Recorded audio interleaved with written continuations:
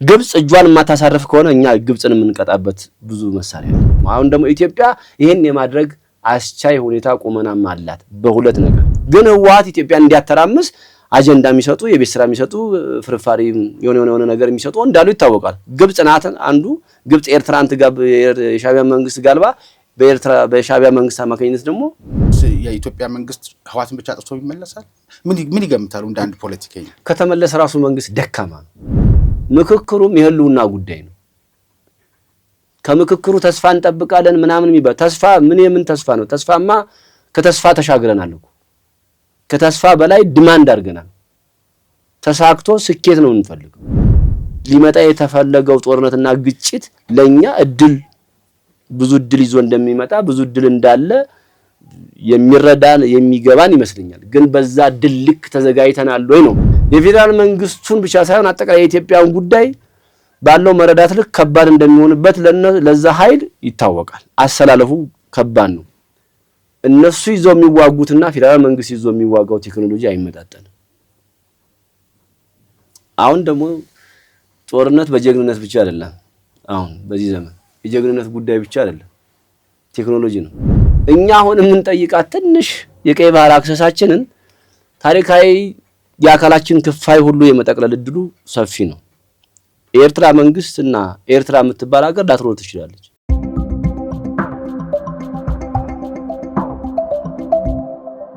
ጤና ይስጥልን ተመልካቾቻችን፣ የበሐቅና ሳቅ ሚዲያ ተዘጋጅቶ ወደ እናንተ የሚደርሰው ልዩ ዝግጅታችን ነው። ኢትዮጵያ እየመከረች ነው። ከምክክሩ ብዙ የሚጠበቅ ተስፋ አለ። ተስፋው መሬት ላይ ወርዶ ይጨበጣል፣ ይዳሰሳል፣ ችግሮች ይፈታሉ ብለው የሚጠብቁ እንደ አንድ ዜጋም እኔን ጨምሮ በርካቶች አለን። በዚህ በኩል ደግሞ ሌብነቱ ተጧጡፏል። አሁን የመያዝ የማሰር እርምጃም እየተወሰደ ነው። እውነት ያጠፋ እውነት እየሰረቀ እየተያዘ ነው ወይንስ ይያዛሉ ወይ? ከዛስ በኋላ ሌብነት ይቀንሳል ወይ? ይሄም አንድ ሌላ የቤት ስራ ሆኗል። በወዲያ ማዶ ደግሞ ኢትዮጵያ ካልፈረሰች እና በትንትኗ ካልወጣ መተኛት አልችልም፣ ሰላም አላገኝም ያለው በምርጫ ቦርድ ቅቡልነቱን ያጣው ህወሓት ሰሞኑን ከፈጠረው ጽምዶ ጋር ሆኖ አንዳንድ ጦርነትን የሚመሳስሉ ነገሮችን እያከናወነ ነው። ለነገሩ በጀመረበት መቀጠል አልቻለም። እንዳሰበው ወደፊትም መሄድ አልቻለም። ይህንን በተመለከተ አንዳንድ ሰዎች ስለሱ እንቅስቃሴ ማንሳት ለሱ ቁብ መስጠት ነው፣ አቅም እንዳለው ማረጋገጥ ነው ይላሉ። እውነት ነው ወይ? የስለሱ ጉዳይ ማንሳት አቅም እንዳለው እውቅና መስጠት ይሆናል ወይ የሚለውን ጥያቄ እናነሳለን።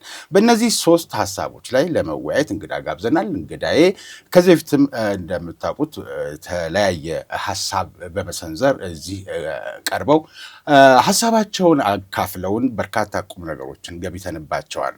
እንግዳዬ ዶክተር ጌትዬ ተርፌ ናቸው። እንኳን ደህና መጡ። እንኳን ደህና ቆይ። በመግቢያዬ ላይ እንዳልኩት እንግዲህ አሁን የምናያቸው ነገሮች አሉ። እንደው ብዙ ሰዎችን እያነጋገረ ካለው ሰሞነኛው የህወሓት እንቅስቃሴ እንነሳና ምናልባት ቁብ መስጠት ነው፣ አቅም እንዳለው ማሳየት ነው፣ ስለሱ ደጋግሞ መናገር በሚሉ ሰዎች ሀሳብ ይስማማሉ? እርስዎ ከዚህ ልጀምር እንዴ? አይ ከሚሉትም ሰዎች አንዱና ቀዳሚው ነኝ ብዬ አስባለሁ። በብዙ ምክንያት አንደኛ አሁን አጠቃላይ አንደኛ ህወሓት መባል የለበትም እኮ ከጥሪቱ ራሱ የቀድሞ ህወሓት መባል ያለበት አይደለ? በህግ ፈርሷል። በምርጫ ቦርድም ተቀባይነት ሲጠራ ራሱ የቀድሞ ህወሓት አመራሮች ወይም ከፊል አመራሮች ነው የሚባለው። ዞሮ አሁን የቀድሞ ህወሓት ያለው አቋምና ቁመና ጋር የማይመጣጠን አጀንዳ የማይመጣጠን የሚዲያ ሽፋን በግል ሚዲያ ብቻ ሳይሆን በመንግስትም ከአንድ ሁለት ጊዜ ይህንን አጀንዳ ላይ ተጋብዤበታለሁ። ተገቢ ያለ መሆኑንም ለመሞገት ሞክሬያለሁ። ተገቢ ያልሆነበት ምክንያት በሌለው አቅም ልክ የአገሪቷን ሚዲያ በኢትዮጵያ ጥላ ስር ይህን አጀንዳ ሲያደርጉት ይህን የሚሰማው የኢትዮጵያ ህዝብ እውነት ይመስለውና ጦርነት ሊጀምር ይችላል። ኢትዮጵያ ውስጥ ግጭት ሊመጣ ይችላል። ያ ጦርነት ደግሞ የጦርነቱን ጉዳት ደግሞ የኢትዮጵያ ህዝብ በደንብ ስለሚያውቀው የትግራይ ህዝብ ሊጎዳ ስለሚችል ህዝብ በዛ ስለንቦና መታሰር የለበትም ነው። ግጭት ሊፈጠር ይችላል አይፈጥርም ተብሎ አይጠበቅም። ግን እንደ 2013ቱ በዛ ልክ አቅምና ጉዳት አለ ተብሎ አይጠበቅም። በአንድ አራት አምስት ነገሮች የቀድሞ ህወሓት አጥቷል። የመጀመሪያ ደረጃ የጦርነት ፍትሃዊነት የለውም። አንድ ጦርነትን ለጦርነት ብቁና ድል ከሚያበቁ አንዱ የጦርነት ፍትሃዊነት ነው። በእርግጥ በ2013ም የጦርነት ፍትሃዊነት ህወሓት አልነበረውም። ነገር ግን በለመደው የፖለቲካ ሴራና የሴራ ትወና አማካኝነት ጦርነቱን ፍትሃዊ ለማድረግ በትግራይ ህዝብ ላይ ፍትሃዊ ጦርነት ለማስመሰል የፕሮፓጋንዳ ስራ ሰርቶ ጦርነቱን ፍትሃዊ ለማስመሰል ሞክሯል። ለውጪ ማህበረሰቡም ለደጋፊዎቹም ጦርነቱ ፍትሃዊ ነው ብሎ የሰበከበት መንገድና ያንን የሰራበት መንገድ ያልመረመረ ያልጠየቀ ማህበረሰብ ቢደግፋቸውም ጦርነቱን ፍትሃዊ ለማስመሰል ተሞክሮ ነበር። በዛው ልክ ደጋፊ ነበራቸው፣ የውጭም ደጋፊ ነበራቸው። የነ አሜሪካ የነ ባይደን መንግስት ሴራ አጋዥ ነበር። ውስጥ የትግራይ ህዝብ የገባውም ያልገባውም ጉዳዩን ባሁን ባለው ልክ አልተቃወመውም። እንደምታውቀው ደግሞ በኢትዮጵያ ጥላ ስር በኢትዮጵያ ስም የጀነራልነት ማዕረግ ይዘው የነበሩ ጀነራሎች በሙሉ ለጦርነቱ ወደዛ ተሰልፈዋል። በዛን ወቅት ማለት ነው 2013። አሁን ያኔ የዚህ የማዕከላዊ መንግስቱም ያለው ነባራዊ ሁኔታ አጠቃላይ አዳዲስ ነገሮች በመፈጠራቸው ግጭቶችን በመስፈታቸው ተጠቅሞበታል፣ እንዳቅም ሆኖታል። ያሁኑ ግን ጦርነቱ ፍትሃዊ መሆኑን እንኳን ልናገር ቢል የሚሰማው የትግራይ ህዝብም የለም፣ የሚሰማው የኢትዮጵያ ህዝብም የለም፣ የሚሰማው ዲያስፖራም የለው። ሁለተኛ ጦርነቱ ዓላማም ግብም የለው። አሁን እነሱ የሚያስቡት ያኔ ዓላማው ግብ ነበራቸው እነሱ የህወሓት ሰዎች ይሄን መንግስት ማውረድ። አሁን እንደማያወርዱት ያውቃሉ፣ በጦርነት እንደማያሸንፉት ያውቃሉ። በሐሳብ ደረጃ ግን እሱ ነው አይደለም ህዝባቸው መናገር የሚፈልጉት። አውርደን ህዝባቸውም ይሄን ቢነግሩት ለትግራይ ህዝብ ይሄን ቢነግሩትም አያምንም። አለመቀበል ብቻ ሳይሆን እንደማይችልም ያውቃል የትግራይ ህዝብ። ሁለተኛ ዓላማም ግብም የለውም ብቻ ሳይሆን ሙሉ ለሙሉ በትግራይ ህዝብ ጦርነቱ ተቀባይነት የለውም። ያኔ እኮ ፕሮፓጋንዳው በጣም ግሎ ስለነበረ ደጋፊም ነበራቸው። በስልጣን ዘመናቸው ደግሞ የትግራይን ህዝብ ከህወሓት ውጪ እንዳያስብ አድርገው ሰርተው ስለነበረ ይብዛም ይነስም እንደፈለገው የሚፈልጉትን በትዕዛዝም በካድሬ መዋቅርም አስገድዶም በውዴታም ይተባበር ነበር። አሁን የሚተባበር ህዝብ የለም ትግራይ ግልጽ። የቀድሞ ህወሓትን ጦርነት የሚተባበር የትግራይ ህዝብ የለም፣ የሚተባበር የትግራይ ወጣት የለም። ሌላው ጦርነትን የመሸከምና የመምራት አቅም የለም እዛ። አሁን ጦርነትን የመሸከም ስለህ አጠቃላይ በመዋቅርና በስትራክቸር ብቻ ሳይሆን በሎጂስቲክስ አቅም የለም። ከጎረቤት ሀገራት ኮድ ጋር ቆይ ልመጣልህ ነው። የመምራትም አቅም የለም። በአንጻራዊነት ጦርነት የመምራት ልምድም ችሎታም አላቸው ተብሎ የሚጠበቁ ሰዎች ዋናዎቹ አሁን ብዙም አንዳንዶቹ ሌላ ናቸው፣ አንዳንዶቹ ሊሆን አላቸው፣ የተወሰኑት ናቸው እዛ ያሉት። ሌላው ከውጪ ምንም ድጋፍ የላቸው ዲያስፖራ። ኢትዮጵያ ተበታትና ፈርሳ ማየት ነው የምንፈልገው፣ ታላቋን ትግራይን መሰረታለን እስከ ማለት ደርሰው ሲደግፋቸው የነበረው ዲያስፖራ ፍርፋሪ ለቃሚ በሙሉ ህወሓት ላይ ዘምቷል። በየትኛውም ዙሪያ መስፈርት ብትለካው ድጋፍ የለው። ድጋፍ እንኳን ሳይኖርህ ጦርነትን የመሸከም የመምራት አቅም ካለህ በኋላ በጦርነቱ የምታመጣው ድል እየታየ ደጋፊ ልታገኝ ትችላለህ። ከመጀመሪያው ዓላማህን የሚቃወም ቢበዛም ዓላማዬ ነው ብለህ ሄደህበት ሲሳካልህ በስኬቱ የሚደግፍ ሊመጣ ይችላል። አሁን የምታመጣው ስኬት አይኖርም። ሌላው ከጀርባ ያለው ነው።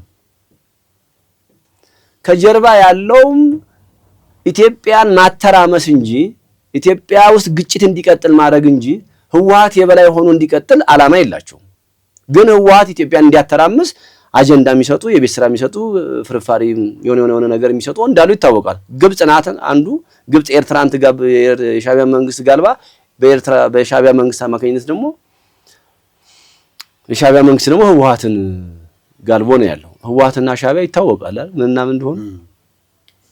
ምንም የማይተማመኑ አካላት ለመተማመን የሚያስችል ምንም መሰረት የሌላቸው አካላት ተባብረው ተቀናጅተው ተናበው በዓላማው ተማምነው የሚፈልጉትን ያሳካሉ ብሎ መጠበቅ በምንም መመዘኛ ሊመጣ አይችልም። ግን እኮ የግብጽ ፍላጎት ኢትዮጵያ እንድትበታተን ነው፣ የሻዕቢያም እንደዛው። ስለዚህ ኢትዮጵያ እስክትበታተን ድረስ እኮ አንድ ሊሆኑ ይችላሉ። ኢትዮጵያን ሊበታተን የሚችል ቁመና መዋቅርም ደግሞ የላቸውም። ኢትዮጵያ ውስጥ ግጭት እንዲቀጥልና ግጭቶች እንዳይቆሙ ማድረግ ግን የተለመደ ነው፣ ዛሬም አለ።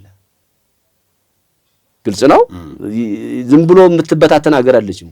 በጣም በእነሱ ሴራ ነው ኢትዮጵያ ዝም ብላ የምትበታተን አይደለችም። እውነት ነው። ያውቃሉን ነው እናንተ ባለቤቱ ሳይሆን እነሱ ያውቃሉ በቀላሉ እንደማትበታተን።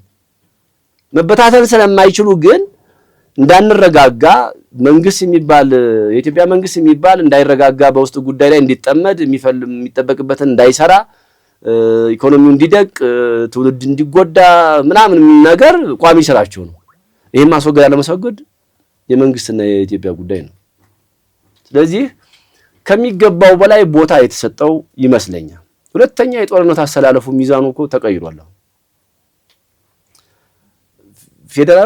ፌደራል መንግስት የህወሓት ጉዳይ በአጽንኦት እየተከታተለው የሚገባውን ዝግጅት አላደረገም ብዬ አላስብም። ግን ለፌደራል መንግስት ስጋት ነው፣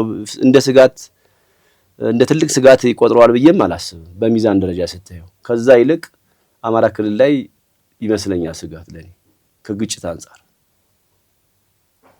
ስለዚህ የቀድሞ የህወሓትን አካል ሌላው እዛ ውስጥ ደግሞ አሁን አስገድዶ የሚያዘምተው ኃይል ብቻ ሳይሆን ከ2013 የተረፈው ኃይል የህወሓት ታጣቂ ኃይል የመዋጋት ፍላጎቱ በቅድም ባልኩ መስፈርቶች መሰረት የለም።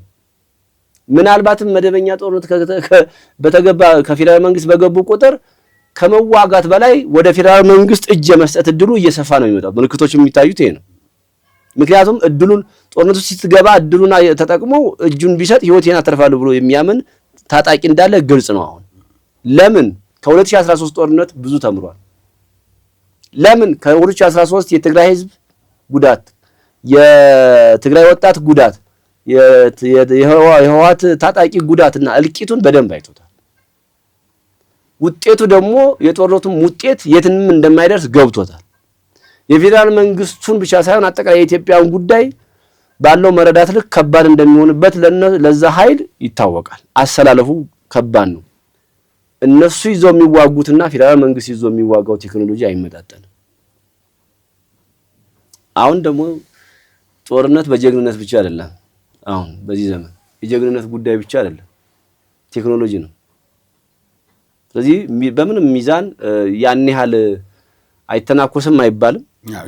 ከባህላዊ ጨዋታ ጋር የሚመጣጠን አይደለም። አሁን በጣም የተራራቀ ነው። አሁን እኮ የጦርነትን ሚዛን እናሰላለፍ ጨዋታ የሚቀይረው ቴክኖሎጂ ሆነ። ግልጽ ነው። ስለዚህ ለኔ ከሚገባው በላይ ይሄን ማራገብ ለማህበረሰቡ ስለነበና ጥሩ አይሆንም፣ ለትግራይ ህዝብም ጥሩ አይደለም። እዛ ያለው ወገናችን ለኢትዮጵያም ጥሩ አይደለም። ገና ለገና ጦርነት ሊነሳ ይችላል አይችልም እያለ ለማህበረሰቡ የቤት ስራ ከምንሰጥ ህዝቡ በተረጋጋ መንገድ ስራውን ቢሰራ ጥሩ ነው። በየቦታው ያለው ግጭት ራሱ በቂው ነው የሚሰማው። ሚዲያው ግን እኮ እንግዲህ እንደየሚዲያው ኤዲቶሪያል ፖሊሲና እንደየሚዲያው አቋም ሊለያይ ይችላል። በሐቅና ሳቅ በማዘጋጀው ፕሮግራም ይሄን ነገር ማንሳት የምፈልገው ላልተገባው ለዚያ ውጤት እርሱ በመዘኑበት አዋጭ እንዳልሆነ በሚታወቅበት ጦርነት ላይ ወጣቱ ገብቶ እሳት ውስጥ እንዳይገባ ለማድረግ አንድ መንገድ ነው ብዬ ስለማስብ ነው። ለምሳሌ የግድ አፈሳ አለ። ወጣቱ እየታፈሰ ነው ወደ ጦርነትና ወደ ማሰልጠኛ ውስጥ እየገባ ያለው አሁን በሚደርሰን መረጃና ራሱን የሚከላከልበትን ወይም ደግሞ ከአካባቢው የሚርቅበትን ሁኔታ ቢያገኝ ህይወቱን ያተርፋል። አካባቢው ላይ እኮ አዋሳኝ የክልል ከተሞች ላይ እኮ ፌደራል መንግስት ኃይሎች አሉ። ወደዛ ሄዶ እጁን መስጠት ይችላል እኮ ወይም ደግሞ መጠለያ ብቻ ይፈልጋል ለማንኛውም እንዳይሞት። የትግራይ ወጣት እኮ ወደ መሀል ሀገር ወደ አማራ ክልል ወደ አዲስ አበባ እሱ ለማድረግና ቢያንስ የሟቾቹን ለመቀነስ ነው። አንደኛ የትግራይ ወጣት ወደ አገሩ ወደ ኢትዮጵያ ወደ መሀል ሀገር ወደ አዲስ አበባና ወደ አማራ ክልል እየገባ ነው። እድሉን ያላገኘ ደግሞ ታፍሶ ገብቷል።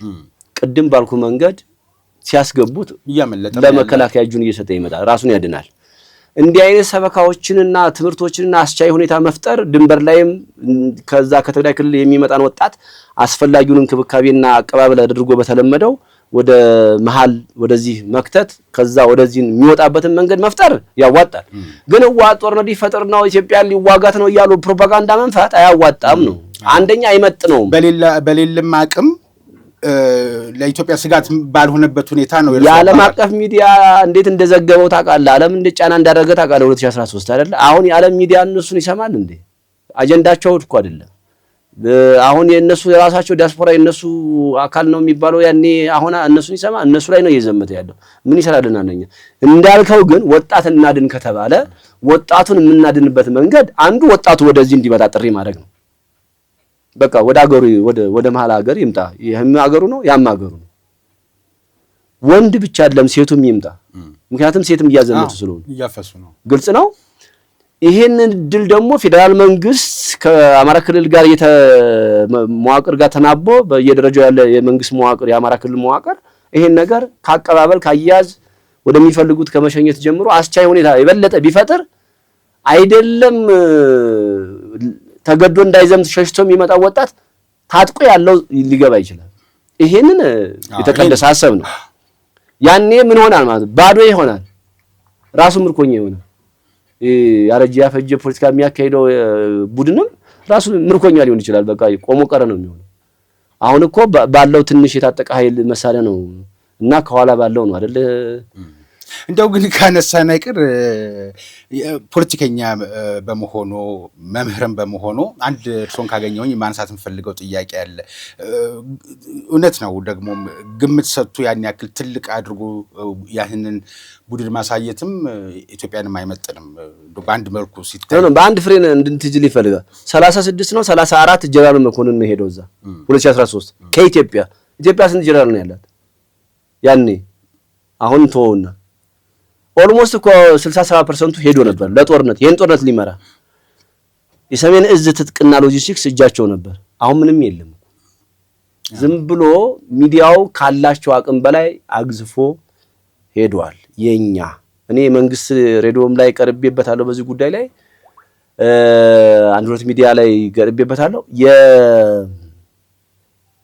የአቅምህ ሚዲያው ነው እንደውም አቅም ራሱ እኮ የሚናገረውና የሚሰጠው መግለጫ እኮ ያን ያህል ተሰሚነቱም እና ተደመጨነቱም ያን ያህል አይደለም፣ እንደበፊቱ አይደለም። እኛ ግን እንደ አጀንዳ ስናረጋቸው የስጋት ምንጭ የኢትዮጵያ የስጋት ምንጭ አድርገን አይደለም ልንስላቸው አይገባም። የስጋት ምንጫችን ከቀድሞ የህወሓት ጀርባ ያሉ ኃይሎች ናቸው። መንግስት አቅም ካለው የመምራት አቅምና ችሎታ ካለው ከህወሓት ጀርባ ያለውን አደብ እንዲገዛ ማድረግ ያለበት ያ ነው። እሱ ነበር ላነሳሉት የነበረው ከጀርባ ካሉት ታሪካዊ ጠላቶቻችን አንደኛው በዋናነት የሎጂስቲክስ እና የገንዘብ ሁለገብ የሆነ ድጋፍ የምታደርገው ካይሮ ነች። ከዛ ቀጥሎ እሷ በቀጥታ ከምታደርገው ጥበቃም የዲፕሎማቲክ ጉዳይ የሚሆንና በሻዕቢያ በኩል በእጃዞር የምትመጣበትን አጋጣሚም አለ። ሻዕቢያ ደግሞ ከድንበሩ ከወሰኑ ራቅ ያለ እንዲሆን ይፈልጋል ጦርነቱ ህወሓት ላይ የሻዕቢያ መንግስት ስልጣን ሊቀጥል የሚችለው እኮ በኢትዮጵያ መዳከምና መተራመስ ውስጥ ስር ነው ስለሆነ ማዳከሙን ለመቀጠል ስለፈለገ ቦታውን የሚያርቅበት ምክንያት ይሄ ነው ተብሎ ቢታሰበው እንደ አንድ ፖለቲከኛ በቃ የህወሓት ጉዳይ ማክተም አለበት ከተባለ ሻዕቢያ መኖር ይችላል ከዛ በኋላ ወይስ የኢትዮጵያ መንግስት ህወሓትን ብቻ አጥፍቶ ይመለሳል? ምን ይገምታሉ እንደ አንድ ፖለቲከኛ? ከተመለሰ ራሱ መንግስት ደካማ ነው። እኛ እኮ ብዙ ችለን ያለን እያተራመሱን እየጎዱን ታግሰን የውስጥ ችግርም ስላለብን ቅድሚያ ለውስጥ ችግራችንን በመስጠት ዝም ስላልን ሄዶ ያው ትግስታችን ይታወቃል። በኢትዮጵያ ታሪክ ታውቃለህ አይደል? እንደው የሚኒሊክ ዘመን እንኳን ትውልድ ብታየው ጣሊያንን ታግሶ ነው ሄደው ከዛ በኋላ ያለውን ታሪክ እንኳን ብታየው ማለት ነው ሄዶ እኛ አሁን የምንጠይቃት ትንሽ የቀይ ባህር አክሰሳችንን ታሪካዊ የአካላችን ክፋይ ሁሉ የመጠቅለል እድሉ ሰፊ ነው። የኤርትራ መንግስትና ኤርትራ የምትባል ሀገር ላትኖር ትችላለች። ኢትዮጵያ ትሆናለች፣ ወደ ቀድሞዋ ልትመለስ ሁሉ ትችላለች። ነገር ግን መንግስት አሁን አቅም ካለው ስለ ህወሓት መዘገብ ሳይሆን ከህወሓት ጀርባ ያለው ኃይል የሚያቆምበትን አደብ የሚገዛበትን እድል ዲፕሎማቲካሊም ፖለቲካሊም ወታደራዊም እንትን ማስጠንቀቅ አለበት። አሁን ደግሞ ይሄ መንግስት ወይም አሁን ደግሞ ኢትዮጵያ ይሄን የማድረግ አስቻይ ሁኔታ ቁመናም አላት በሁለት ነገር። ግብጽ እጇን የማታሳርፍ ከሆነ እኛ ግብጽን የምንቀጣበት ብዙ መሳሪያ አለን። አሁን አባይ በቂያችን እጃችን ላይ ነው ያለው። አባይ ለኛ አሁን እኮ የውሃ ፖለቲካ ነው፣ ዲፕሎማሲ ነው። ስንፈልግ ምንም ማድረግ እንጂ እኛ እየተተራመሰን እንድንራብ እያደረገች ላለች እኛ አገር እንዳትኖር ሁሉ ልናደርግ እንችላለን። ግብጽ እኮ በእጃችን ናት። አሁን ብዙ ኃይል አለ። ስለዚህ በእኛ ላይ የምታደርጊው ሴራ እስካልቆመ ድረስ እኛም ምን ሰጠው ግብረ መልስ አገርሽንና ህዝብሽን ይጎዳል። አደብ ያዢ ማለት ያስፈልጋል። ተላላኪነትህን አቁም።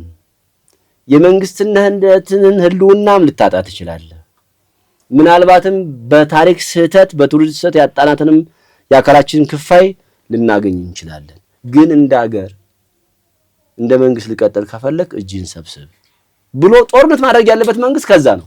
የዲፕሎማሲ ጦርነት የፖለቲካ ጦርነት ማድረግ ያለበት ከጀርባ ነው እንጂ እዚህ ያረጀ ያፈጀ ፖለቲካ በዛ ላይ ሰዎቹ ራሱ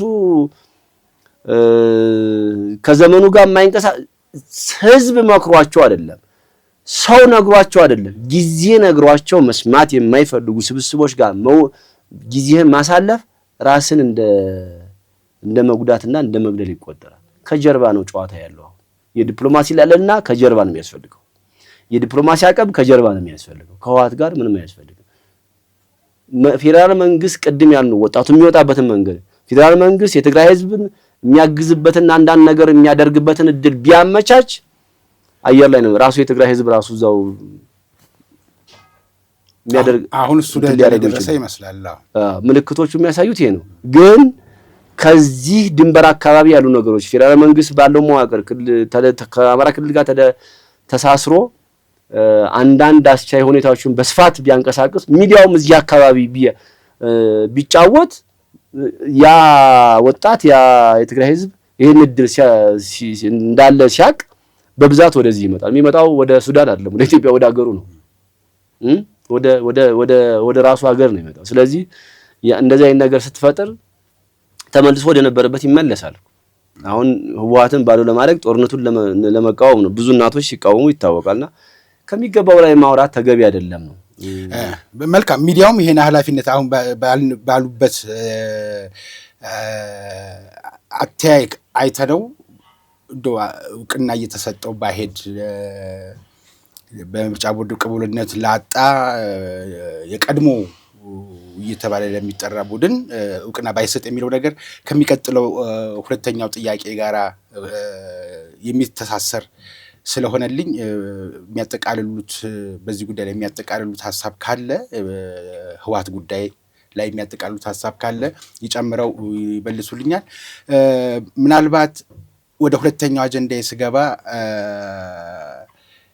ለዚህ ሁሉ ነገር ትርምስ ያበቃን ቡድን ስለሆነ ነው ጥያቄውን ላያያዝ የፈለኩት። መዘዙ አለቀቀንም እዚያው በሀገራዊ ምክክር ኮሚሽን የተያዘውም ነገርም እሱ ይህንን ነገር ለማንሳትም እስከሆነ ድረስ እስኪ መጀመሪያ የሚያጠቃልሉበት ሐሳብ አሉት? የሰሜኑ ጉዳይ እንተወውና ሚዲያው ወደዚህ ወደ ማስታረቅ ጉዳይ ወደ ሀገራዊ ምክክሩ አጀንዳ ጊዜውን ማጥፋት ይገባል፣ የህወሓትን ጉዳይ ሊተወው ይገባል የሚለውን ነገር እናንሳና እናያይዘው። አቀድም ያልኩት ነው የምደግመው። መንግስት አቅሙንም ብቃቱንም ቁመና የኢትዮጵያን አቅም ማሳየት ያለበት ከህወሓት ጀርባ ያለው ኃይል ላይ ነው። አንዱ በሱ መግባባት ያለብን። ሁለተኛ ለትግራይ ህዝብ የሚችለውን ያህል ማድረግ ያለበትን ነገር በአጽንኦት ትኩረት አድርጎ መስጠት ያለበት። ሶስተኛ የትግራይ ህዝብ ወንዱም ሴቱ ወጣቱ በተለይ ወጣቱ ተገዶ እንዳይዘምት ዘመቻውም ትግራይ ክልል ብቻ አይመስለኝም ስልጠናው ሳዋውም እየወሰዷቸው ነው የሚባል መረጃ አለ። እንደዛ አይነት የሻቢያ መጫወቻና የህዋት መጫወቻ እንዳይሆን ወደዚህ እንዲመጣ ማድረግ እዛ ስለማያስኖሩት ወደዚህ እንዲመጣና ራሱን እንዲያድን ራሱን ማዳን ብቻ ሳይሆን አገሩንም ነው የሚያድነው። ስለዚህ ይሄ ትውልድ ይሄ ወጣት የትግራይ ወጣት ወደ መሃል ወደ አማራ ክልልና ወደ አዲስ አበባ ወደ መሃል ወደ ኢትዮጵያ ወደ ደቡብ ወደ ፈለገው ሀገር አካባቢ ሲሄድ አስቻይ ሁኔታ ማመቻቸት የዚህ መዋቅር የዚህ የፌደራሉም የክልሎችም ኃላፊነት ቢሆንም የወጣቱን ህይወት ለማዳን ብቻ ሳይሆን የኢትዮጵያንም ማዳን እንደሆነ የኢትዮጵያንም ብሔራዊ ጥቅም ማስጠበቅ እንደሆነም ታሳቢ መደረግ አለበት። ምክንያቱም ያ ኃይል ወደዚህ ጦርነት አልተሰለፈም ማለት ጦርነቱን ቀድመህ ታስቀረዋለህ ማለት ነው። ግጭቱን ቀድመህ ታስቀረዋለህ ማለት ኢኮኖሚ ታድናለህ፣ ትውልድ ታድናለህ፣ ሌላ ስራህን ትሰራለህ። ጠላቶች አይሳካላቸውም ማለት ነው። ብዙ ነገር ነው የምታኮላሽባቸው። ስለዚህ በዛ ልክ ማየቱ ተገቢ ነው ይመስለኛል። ሁሉ ጊዜ ህወሓት እያልን የምናደርገው ነገር ቢቆም ይሄንን ብንሰራ ሚዲያውም ይሄንን ማስተማር ማንቃት ቢያደርግ ፌደራል መንግስት እንደዚህ እኮ ያደርጋል ወደዚህ ቢመጣ በክልሎች በዚህ መስመር እያለ ጥቆማዎችን ሁሉ ማመቻቸት ይችላል። አሁን ይሄንን የሚያይ የትግራይ ወጣት እንደዚህ ድል ካለ እያለ ይመጣል።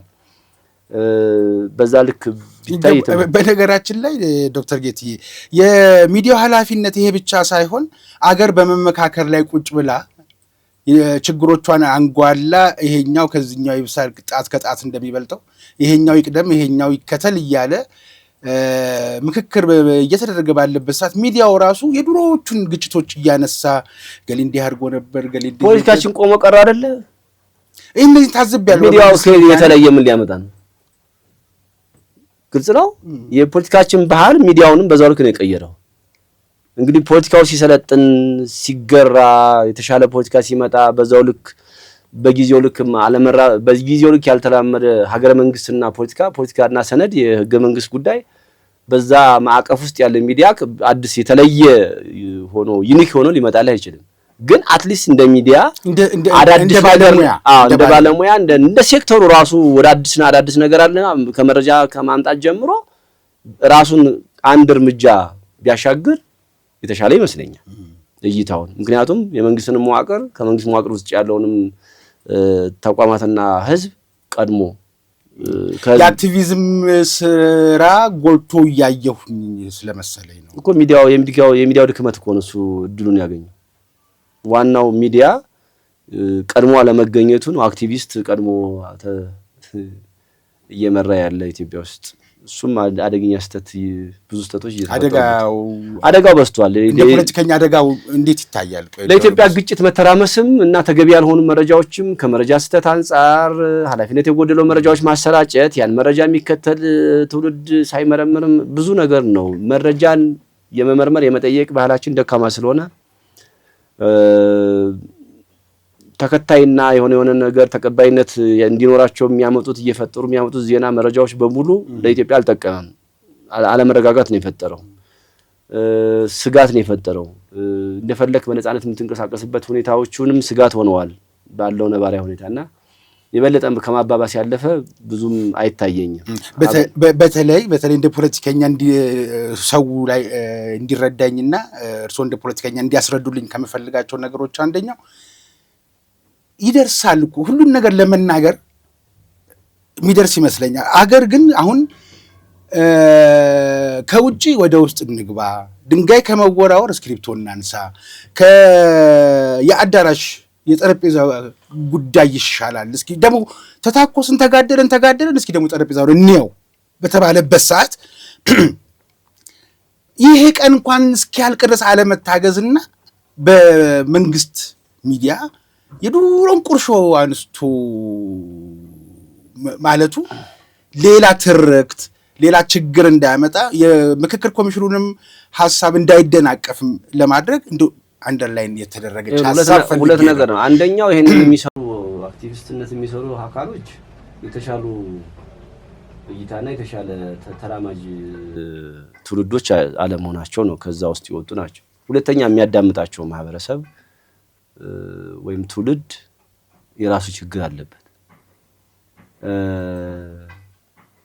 ሶስተኛ ግጭትን በመዘገብ እና ወይም የተፈጠረውንም ግጭት ያልተፈጠረውንም ግጭት በማውራት ተከታይ ለማሰብሰብ የሚያደርጉት ጥረት ኢትዮጵያን እየጎዳ ነው። ለዚህ መፍትሄው የመጀመሪያ ደረጃ ራሳቸው ቢታረሙና ለሀገርና ለማህበረሰብ ቢያስቡ ህዝብንና ሀገርን ቢያስቀድሙ ጥሩ ነው። ሁለተኛ ግን ተከታይ አድማጫቸውና የነሱ መረጃ የሚጠቀም ወይም የሚሰማ ኃይል ሊቀጣቸው ይችላል አይደለ? መረጃ ሰሚ ከሌለ አድማጭ ከሌለ አንተ ራስህ እንድታይ ያደርጋል። በዛው ልክ የሚያያቸውና የሚከታተላቸው ስላለ ብዙ በተለይ ወጣቱ ኃይልም ይሄ ደካማ የፖለቲካ እንትኑም ተጨምሮ ይሄ ማህበራዊ ሚዲያ ላይ ትስስር ላይ መጠመድ ሚኒስትሪሙን ዋና ሚዲያ ኃላፊነት መረጃ እንኳን ሲሰማ ኃላፊነት ያለበት ተቋም ሊነግር ይገባል። እንደው አጣቅሰህ እንኳን ለመናገር አንድ በኢትዮጵያ ሕግ ስር ጥላ ስር የተቋቋመ ሚዲያ ለሚያመጣው መረጃ እኔ እሱን አጣቅሼ ብናገር መብቴ ነው። እሱ ግን ያን መረጃ ማሰራጨቱ ኃላፊነትም ተጠያቂነትም አለው። ግልጽ ነው። እንዲህ አይነት ሚዲያዎችን መከታተል ለራስህም ለመመርመር ሚዲያው አይዋሽም እያልን አይደለም፣ መንግስት አይዋሽም እያልን አይደለም። ግን ለተጠያቂነትና ለኃላፊነት አመቺ የሚሆነው ይሄ ነው። ግን ይሄ ማህበራዊ ትስስሩ ተጠያቂነትም ኃላፊነትም ብዙም የለውም። በኢትዮጵያ እንትን ውስጥም አልገባም ገናና ከዛ አንፃር የምንጠቀማቸው መረጃዎች ቢያንስ ተጠያቂነትና ኃላፊነት ያለባቸው ሚዲያዎች ሊያወሩ ይገባል። እኔ አንድ የመንግስት ወይም የግል ሚዲያ ካወራው ከሌ እንደዚህ ብዬ ልናገር ይችላል። ያ ሚዲያ በኢትዮጵያ ጥላ ስር ህጋዊ ፍቃድ ተሰጥቶ እየሰራ ነው ያለው። ላሰራጨው መረጃ ከኔ በላይ እሱ ነው ተጠያቂ። እኔ ያንን መረጃ ተጠቅሜ ብናገር ቀድሞ እኔን ሊጠይቀኝ አይችልም። እዚህ እንዲህ አይነት አካሄድ መሄድ ያስፈልጋልና ግለሰቦች ቤታቸው ላይ ቁጭ ብለው ስልክ ላይ በስልክ ስላወሩና ስላሰራጩት መረጃ ነው እየተባለ መሄዱ ተገቢ አይደለም። አገር ጎድቷል። ቅድም ያልነው የቀድሞ ህወሓትም ኃይል በእንደዚህ አይነት ነገር ነው እየተራገበ ነው። ተገቢ ያልሆነ ቦታ የተሰጠ ያለው ይመስለኛል። እንኳን ሜንስትሪም ሚዲያዎቹ አይደሉም በዩቲዩብ በዚህ በዲጂታል ሚዲያው ፎርማት እንኳን አሁን ለምሳሌ ሀቅና ሳቅ በመገናኛ ብዙሃን የተመዘገበ ነው። ህጋዊ ፈቃድ ያለው ነውና ኃላፊነትን ነገ ለአገር ነገ ለሃይማኖት ነገ ለብሔር ግጭቶች መንስኤ ሊሆን ይችላል የሚለውን ነገር ሁሉ እየተጠነቀቀ የሚሰራ ሚዲያ ነው። ኃላፊነትም ሲባልም ያም ስለሆነ ለማንኛውም ምክክር በሚዲያ እኮ እና በጋዜጠኛ ሙያ ስር ምንድነው ሎያሊቲ ሽፍት ነው ምናምን የሚባል ነገር አለ እና ምንድነው አንድ ነገር ቢደረግ እንኳን ቢከሰት እንኳን የአገርና የህዝብን ደህንነት የሚጎዳ ከሆነ እውነታውን ቀይረህ ትዘግባለህ የሚል አባባል አለ። በጦርነት እንኳን ዜጋ ነህ ወይንስ ጋዜጠኛ ነህ የሚባል ትምህርት ነበረ። አዎ እና ምንድነው ያ እውነት እንኳን ሆኖ ድርጊቱ ያንን እውነት መዘገብህና መንገርህ የአገሪቱን አለመረጋጋትና የማህበረሰብን ትርምስ የሚፈጥር ከሆነ መዘገቡን ታቆምና በሌላ መንገድ አገርን ማረጋጋት ስራ ትሰራለህ ነው። እንኳን ፈጥረህ ማውራት ቀርቶ ስለዚህ ለማውራትም ሀገር ያስፈልጋል። አዎ ለማልቀስም ለማውራትም ሀገር ያስፈልጋል። እነዚህ ነው ያን ከሀገራዊ ምክክር ኮሚሽን ካነሳና አኗኗሬን ብቻ ሳይሆን አሟሟቴን አሳምረው ይላል እኮ። አዎ ብዙ ትላልቅ ሰዎች ማታ ሲተኙ የሚጸልዩት ጸሎት የሰርኩን ጸሎት ይጸልዩና ጌታዬ ሆይ አሟሟቴን አሳምረልኝ ይላሉ። ያው እንቅልፍ የሞት ታናሽ ወንድም ስለሆነ ሌሊቱን የሚፈጠረው አይታወቅም በሚል ይመስለኛል። ሀገራዊ ምክክር ኮሚሽንን አንስተናልና ከዚህ በፊት በሌላ ሚዲያም እዚህም ከእርሶ ጋር በተገናኘን ጊዜ የሀገራዊ ምክክር ኮሚሽን ከተመሰረተ በኋላ በተገናኘን ጊዜ በኮሚሽኑ ላይ ተስፋ እንዳለኝ ደጋግሜ ነግሮት ነበረና የእርስዎንም አውቃለሁ። አሁንም ተስፋ የበለጠ የአገሬ መጽኛ የህዝቧ የልጆቿ ሰላም ማግኛ አጋጣሚ ትውልድ ያጋጠመው አጋጣሚ አድርጌ ነው የማስበውና ስለ ኮሚሽኑ አሁን ስለደረሰበት ይህን ተስፋዬን ደግሞ እንዲጨናገፍብኝ የሚታትሩ ማውቃቸውም ማላውቃቸውም ሰዎች ደግሞ አሉ። እነዛ ሰዎች ምንድናቸው? ስለ ኮሚሽኑ ስለጀመረው በኔጋቲቭ በሆነ መልኩ የመረጃዎች የሚያሰራጩ ሰዎች ምክክር ማለት ሐሳብ መለዋወጥ ነው። እኔና እርሶ ጋር አሁን ቃለ ምልልስ ስለሆነ እንጂ ምክክር ቢሆን ይሄ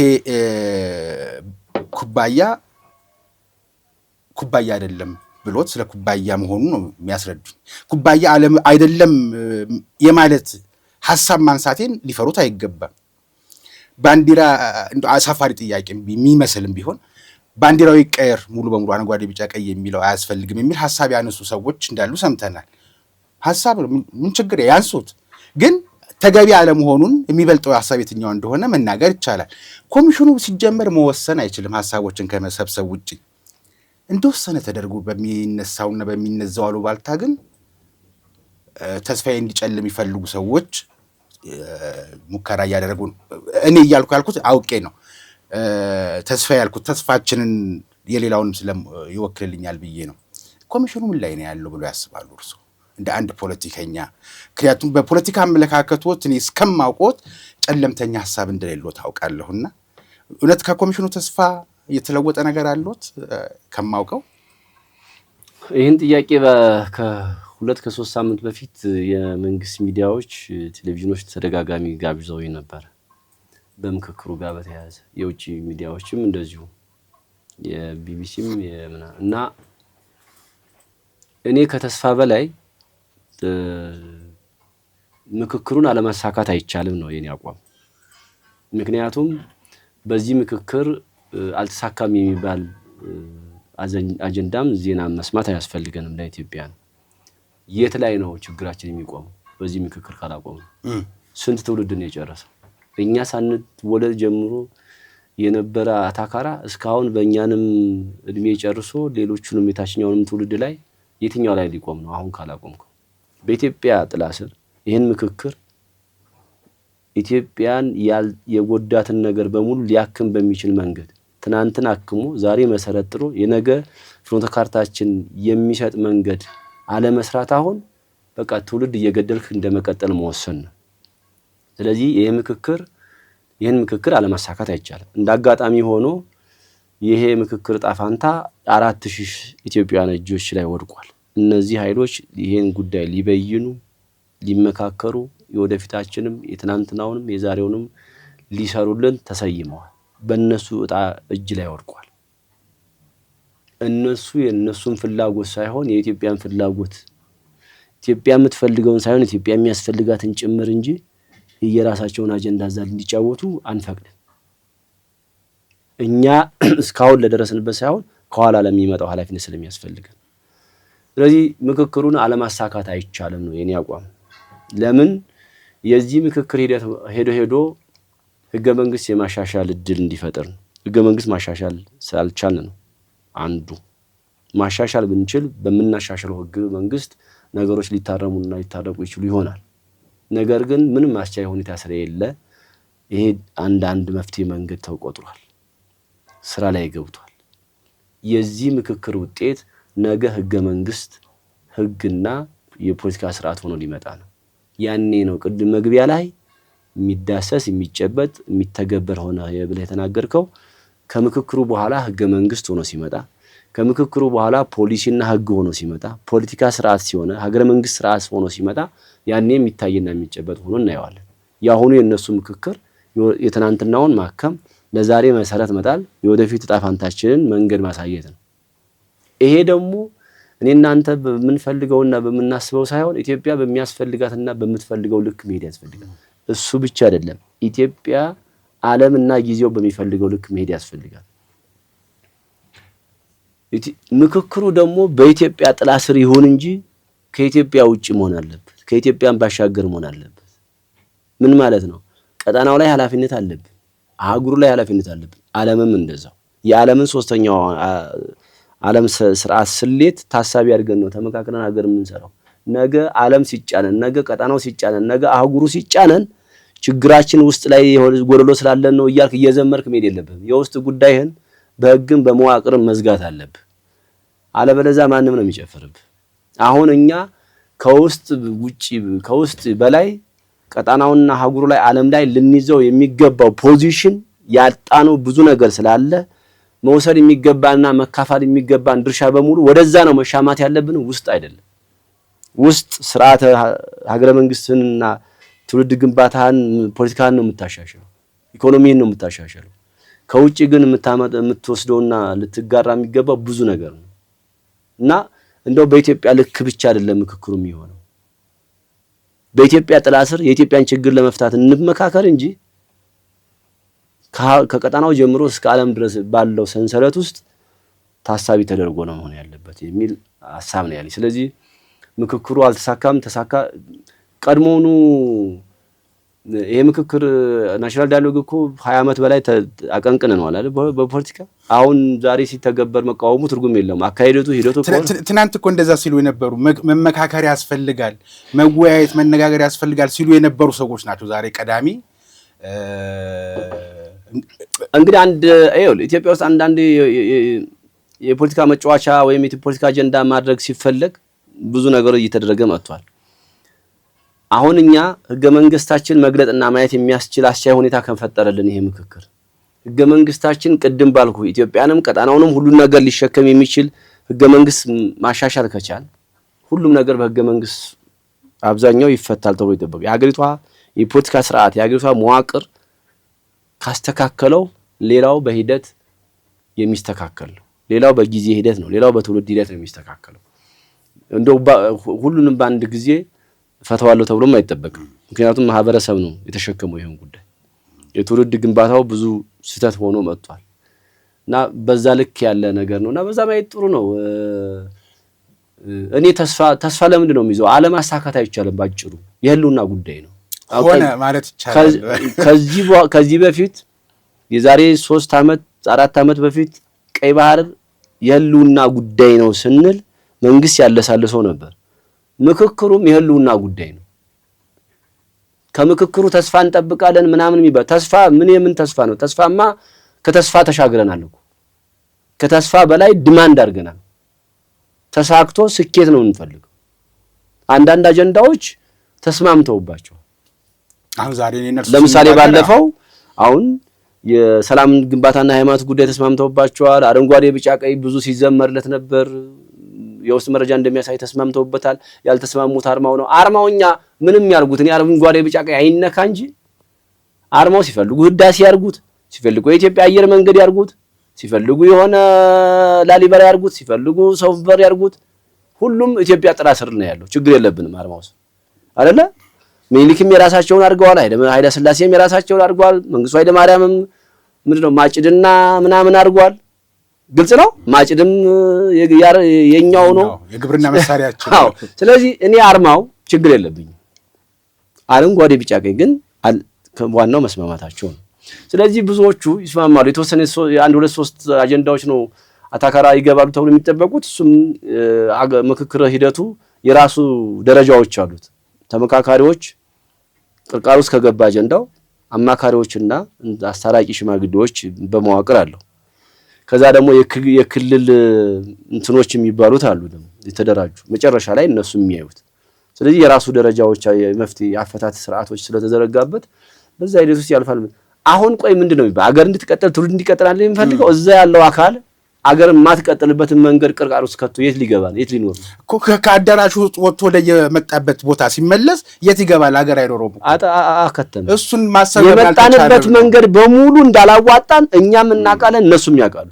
ያላዋጣንን እንዴት እንፍታው ብለው በህግ መስመርና በስርዓት እንዲመጣ ተፈልጎ ነው እንጂ ይሄን ጉዳይ እኮ አዲስ አጀንዳ ያወያዩም የማናቀውን አጀንዳ ያወያዩም የማናቀውን መፍትሄ አያመጡም። ግን ስርዓት የሆነ በህግ የሆነ በጋራ የሆነ ወደ ህገ መንግስት የሚቀረጽ ሆኖ እንዲመጣ ኢትዮጵያን የወከለ እንዲሆን ተደርጎ እንዲመጣ ተፈልጎ ነው አይደል? ሲወራ የነበረ ነው። ስለዚህ አለማሳካት አይቻልም። እሱና ቀይ ባህርን አለማሳካት አይቻልም። የኔ ጌታ ባጭሩ ይሄን ደምድመን ብናልፍ የተሻለ ይመስላል። ጥሩ መቋጫኖችን መጨረሻ መውጫችን ላይ ደግሟታል እንጂ መቼም የመስከረም 25 በ7ኛው ሀገራዊ ምርጫ የተመረጠው መረጡንም ማሸነፉንም በብሔራዊ ምርጫ ቦርድ የተገለጸለት እንኳን ደስ አለህም የተባለው ደስ ብሎኛልም። ግን በመመረጤ ምክንያት ኃላፊነቴን በአግባቡ መወጣት ይጠበቅብኛል ብለው የፓርቲው ፕሬዝዳንት ዶክተር አብይ የተናገሩለት ብልጽግና ሀገረ መንግስቱን ወይም መንግስትን ሲመሰርት በብጫው ማሸነፉን ተከትሎ ሊሰራቸው የሚገባ የሚጠበቁ በህዝቡ ዘንድ እየተወሩ ያሉ በርካታ ጉዳዮች አሉ። እንደ ፖለቲከኛ እሳቸው መመረጣችን እንደ ቀልድ አይደለም ወይም ደግሞ እንደ ማሸነፍ ብቻ አይደለም የምናየው፣ ከባድ ኃላፊነት ነው ሰው የሰጠን፣ ለምርጫ የከፈለው መስዋዕትነት እየጠቀሱ ተናግረዋልና የፓርቲው ፕሬዝዳንት ይህን ካሉ መስራት ያለበት መንግስት ምንድን ነው ብለን እንጠብቅ በሚቀጥለው ዓመት? እንደ አንድ ፖለቲከኛ በምክክሩ ፖዚቲቭ አመለካከት ያለው ሰው የመሆኑን ያክል ሁለቱን አቀራይተው እስኪ የቀይ ባህርና የምክክሩ አለመሳካትንም እንጨምርበት። የመጀመሪያ ደረጃ ራሱን ሊያጠፋው የሚችለውን ራሱን ብልጽግና ሊያጠፋው የሚችለውን አደገኛ ስጋት የሚሆንበት ለብልጽግና የሙስናው ጉዳይ ነው መስራት ያለበት። ብልጽግና መስራት ያለበት ይመስለኛል። የብልሹ አሰራርና ሙስና የሚባለው በአገራዊ ምክክር ኮሚሽን ውስጥ ገብቷል። የገባው ወደ ኋላ ያለው ነው አይደለ? ወደፊት አሁን ያለውና ወደፊት ያለው ደግሞ ገና አልታወቀም። ስለዚህ ለኔ ለዚች ሀገር አንዱ ፈተና የሆነው ሙስናና ከሙስና ጋር በተያያዘ አካሄድ ለሀገሪቷ ፈተና ሆኗል። የኢኮኖሚ፣ የፖለቲካል፣ የመረጃ ሙስና በዝቷል። ይህ ሀገራችን ግጭት ራሱ ስንት ሙስና እንዳለበት ታውቃለህ? ብዙ አይነት ሙስና ነው ያለበት ግጭቱ ራሱ። የሚነግዱ አሉ፣ ኢኮኖሚ የሚነግዱ አሉ፣ ፖለቲካ የሚነግዱ አሉ። በዚህ ግጭት እዚያው መዋቅር ውስጥ ሆነው ኢኮኖሚያቸውን ደግሞ እንደምታውቀው በተለመደው ሙስና ሀብት የሚያጋብሱ አሉ። ይሄ ለሀገሪቷ አደገኛ ስጋት የታየኝ እኔ ሙስናውና ብልሹ አሰራሩ ነው። አንዳንድ ነገሮችን ለማስተካከል መንግስት ህግና ስርዓት ማሻሻያ አድርጓል። አንዳንድ ነገሮች ደግሞ በዲጂታል ወይም ዲጂታል አገልግሎት ለማድረግ ተሞክሯል። እነሱ የራሳቸው አበርክቶ እንደተጠበቀ ሆኖ ግን መዋቅሩ ቀላል አይደለም፣ ከባድ ነው። ስጋቴ ነው ብሎ መንግስትም ገልጿል። እንደማሳያም ታችኛው ላይ ያሉ መዋቅሮችን የተወሰኑ ተቋማት ላይ የተወሰኑ ሰዎችን ወደ ህግ ተጠያቂ እያደረኩ ነው የሚልም መግለጫ በቅርቡ ተሰጥቷል። ታውቃለህ፣ በኮሚኒኬሽን ሚኒስትሯ ክብርት እናት አለም ነው የሚባሉት። ለኔ እሱ ስጋት ነው። መንግስት እሱን መዋጋትና መቀነስ የሚችል ከሆነ ልማቱን በዛው ልክ ይሻሻላል፣ ሀብቱን መዘረፍ ይሻላል።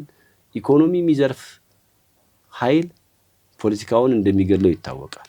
በሙስና በጣም ከተዳከምክ የአገሪቷ ህግ ይዳከማል። የአገሪቷ የመንግስት ፖሊሲ፣ የአገሪቷ ህግ፣ የመንግስት ፖሊሲ፣ የመንግስት አሰራርና መመሪያ ደካማ ይሆናል።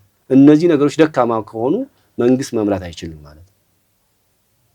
ስለዚህ ሙስናው አንዱ ከዚህ በኋላ መዋጋት ካለበት ሙስናው ላይ የመጀመሪያው ደረጃ ቢያደርገው ጥሩ ነው ብዬ አስባለሁ። በጣም ህሊና የተጣሰ ሲስተም ተፈጥሯል። በጣም ለሀገርም ደህንነት የማያስብ አካል በየተቋሙ አለ። እኔ ምነግርህን ሳይሆን የራሱን ሚዲያ መንግስት የሚያመጣውን ምንድነው የምርመራ እንትን ብሎ የሚያመጣው መረጃ እንኳን ይሰቀጥጣል። በጣም ይሰቀጥጣል። ገንዘብ ለማግኘት ተብሎ ምንነቱ ያልታወቀ የውጭ ሀገር ዜጋ ዜግነት ሁሉና የመኖሪያ ፈቃድ ይሰጠዋል። ይሄ ራሱ መንግስት የምርመራ ዘገባ ያቀረበው ነው። ገንዘብ ለማግኘት ተብሎ ብዙ ነገር ይደረጋል። መንግስት ለኔ ከቸገረው አንዱ ሁለት ነገር ነው። አንድ ግጭት ማስቆም አልቻለም በድርድርም ሆነ በምንም።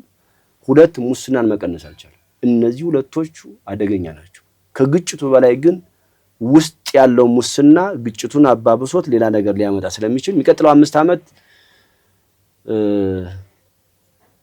ቢበቃቸው ሙስናው ቢበቃቸው የተሻለ ይመስለኛል።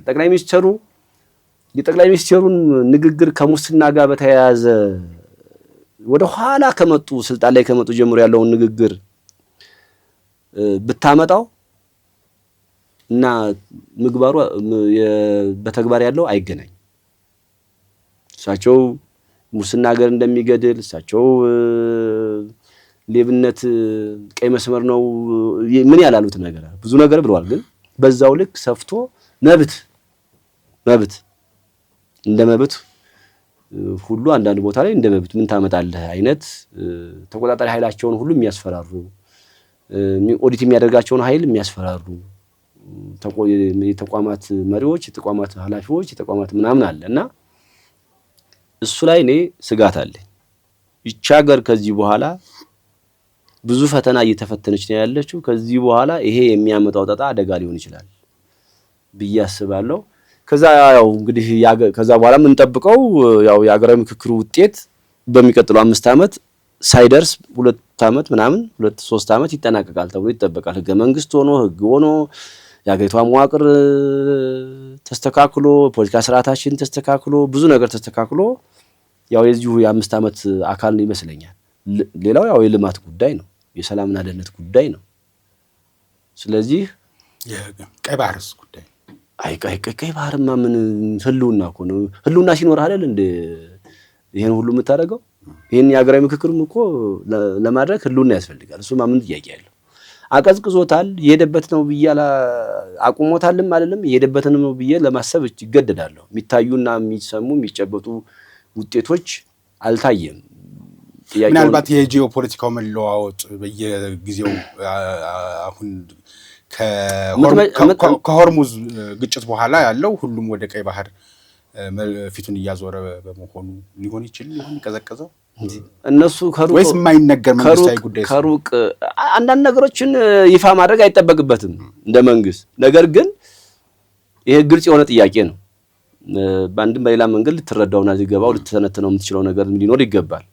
እነሱ ከሩቅ መጥተው ወደ ቀይ ባህር ፊታቸውን ሲያዞሩ እኛ ከቅርቡ የምንገባበትን እድል አለማፋጠን ራስን እንደማነቅ ነው። ታንቀን ነበር እንደግድ ድጋሚ እንደማናቅ ነው።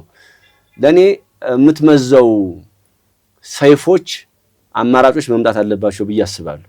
ዲፕሎማሲው እንደው ይሄ የተሽሞነሞነና ተለማማጭ ዲፕሎማሲን ሳይሆን ሰይፍ ያለው ዲፕሎማሲም ሰይፍ ያለው ፖለቲካም ቆንጠጥ የሚያደርግም አይነት መምዘዝና ማሳየት ያስፈልጋል።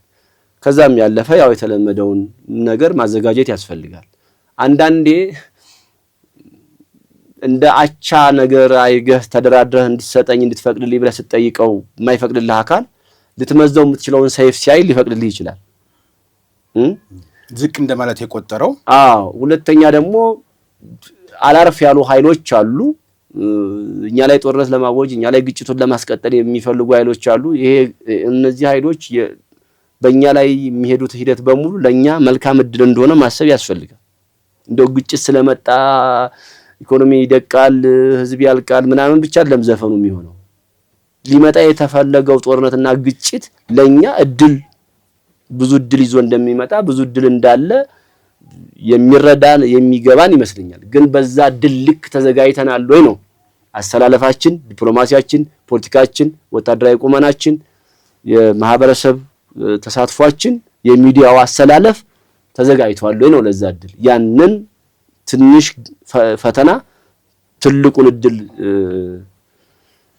በትንሹ ፈተና ውስጥ ትልቁን እድል ለመጠቀም ተዘጋጅተናል ወይ ነው በስነ ልቦና ደረጃ። እንደው መንግስት ስለሆነ ተዘጋጅቶበታል ብለህ እንኳን ብትወስድ ሴክተሩ ባለድርሻ አካላት ወለች እዛ ላይ ተዋናዮቹ ሚዲያውን ጨምሮ ተዘጋጅቷል ወይ? ምን አይነት እድሎች ናቸው? እነዚህ ነገሮች እኮ ቀድሞ ለማህበረሰብ ግንዛቤ ማስጨበጥ፣ መረጃዎችን ማሳየት፣ ምልከታዎችን ማሳየት ያስፈልጋል። ለኔ መንግስት ውስጡን ከሰራ በብዙ ፈተና ውስጥ ፈተና ከሌለ ሲጀመር ስኬትም የለም።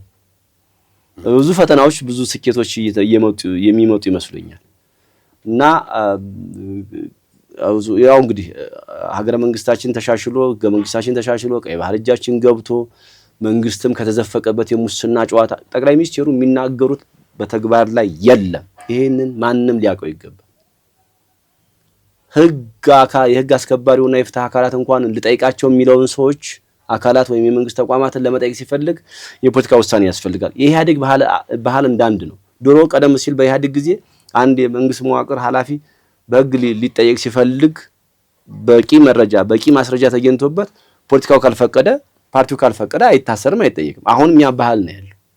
እንጂ ብዙ እኮ የሚሉ አካሎች የተዘፈቁ ይሄ ደግሞ ለፓርቲውም ስጋት ነው እንደ መንግስት ነው ከፓርቲው በላይ እንደ ሀገርም ለሀገር አደገኛ ነው። ለሀገር የመጀመሪያ ደረጃ ብልጽግና ህልውናው እንዴ እዚህ ሀገር ተቋምና ትውልድ እየገደልን እስከመጀ ኢህአዴግ ራሱንም ገሎ ኢትዮጵያንም ገሎ ነገ ብልጽግና ራሱን አጥፍቶ ኢትዮጵያን እንዲያጠፋ አንፈቅድም።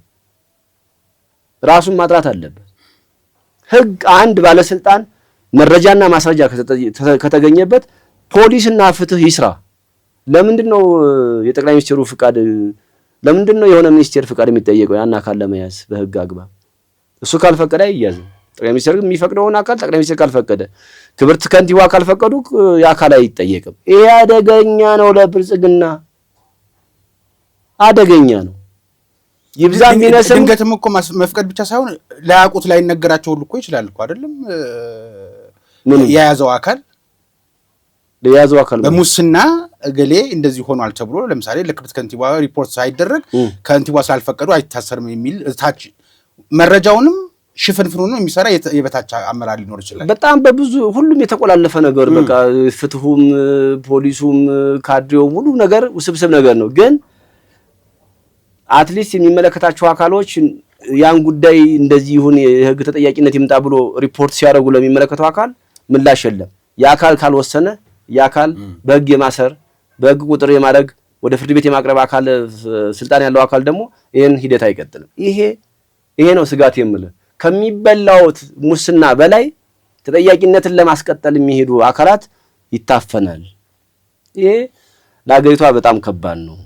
አሁን ምልክቱ በቅርቡ የተወሰነ 100 ሰው ምናምን ተያዘ ተባለ። 100 ሰው የተያዘው ከተለያየ ተቋማት ቼኑን አይተዋል። 100 ሰው የተያዘው የት ነው? ታች ያለው መዋቅር ነው። ከወገብ በታች ነው። ወገብ ላይም ከወገብም በላይ ከፍ ማለት ያስፈልጋል። ህዝብ ምን ማየት ይፈልጋል? የሚዘረፈውን እና የሚበላውን ጠንቅቆ ያውቃል ህዝብ። አሁን ተጠያቂ ሲሆን ማየት ብቻ ሳይሆን የፍትህ ሰፍኖ ማየት ይፈልጋል። በዛው ልክ ደግሞ ዜጋ እንደዚህ አይነት ነገር ሲያይ ለመንግስትም ጉልበትና አቅም ነው የሚሆነው። መንግስት እኮ ሌባን እያሰረ ነው፣ በፍርድ እየጠየቀ ነው። ስለዚህ ዜጎች እየተገደዱ ሙስና የሚከፍሉትን አልከፍልም፣ ለምንድን ነው የምከፍለው? መብቴ እኮ ነው፣ ማገልገል መብትህ ነው፣ ግዴታ ነው የሚል ዜጋም እየተፈጠረ ይሄዳል። በዛው ልክ ደግሞ ለመንግስትም ለአሰራርም ለሀገርም አቅምና ጉልበት ሆኖ እየመጣ ይሄዳልና ይሄ ነው ስጋቴ ይመስለኛል። እንግዲህ በሚቀጥለው 5 ዓመት በመልካም አስተዳደር የተመቻቸ ሌብነቱ እንደ አፍሪካ ባይጠፋም እኛም እንደተለማመደው መቀነስ ነው እያለ ልምምድም የሀገርን ደህንነት የሚነካካድ ስላለ ወደዛ እንዳይሄድ ነው ትልቁ ደረጃ ማሰብ ነው። እሱ በአንድ ጊዜ የሚቆም አይደለም። በተለይ ለአገር ደህንነት ስጋት መሆኑ ስለማይቀር በዚህ ጉዳይ ላይ ተጠናከረ ስራ እንዲሰራ አስተያየታቸውን የሰጡ ወገኖች አሉ። ባጭር ቋንቋ ይሄን ስንገልጸው የባለፈው የመጀመሪያው 2010 10 11 12 የነበሩ ግጭቶች ገንዘብ የዘረፉ ባለሀብቶችና ቡድኖች ግጭት ስፖንሰር ሲያደርጉ ነበር። የሙስና አንዱ አደጋ አገር እንዳይረጋጋና ለውጭ ተጋላጭነት ያመጣል። ነገ የብልጽግና መዋቅር ውስጥ ያለው የዘረፈው ኃይል ከሆነ ከብልጽግና ውስጥ መገፋት ቢመጣበት ግጭት ጠንስሶ ስፖንሰር ያደርግልሃል። ይሄ እኮ ነው አገር መጋለጥ። በተግባር ኖረን ያየነውን ነው ወደ ኋላ ያነበብነውን የሰማነውን ከታላላቆቻችን ያስተማሩን ይዘን ሳይሆን በተግባር ያየነውን ነው የምንናገረውና በዛ ማሰቡ የተሻለ ይመስለኛል። አጠናቅ ያለው የማጠቃለያ ሐሳብ አለዎት?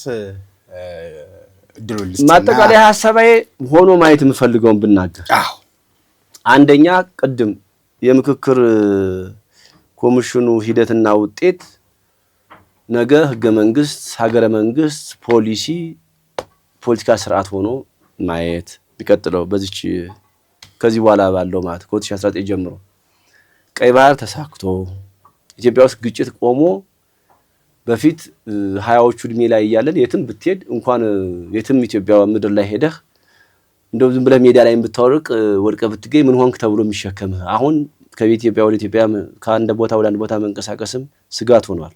ይሄ ስጋት ቆሞ ማየት ኢኮኖሚያችን፣ ፖለቲካችን፣ ብዙ ነገራችን በብዙ ነገር ተላውጦ የቀጣናው አንከር ሳይሆን የአህጉሩ አንከር የዓለም ተገዳዳሪ ሆነን የምንመጣበትን እድል አስቻይ ሁኔታ ፈጥረን መገኘት ይጠበቅብናል። በዛ ልክ ብናስብ ጥሩ ነው።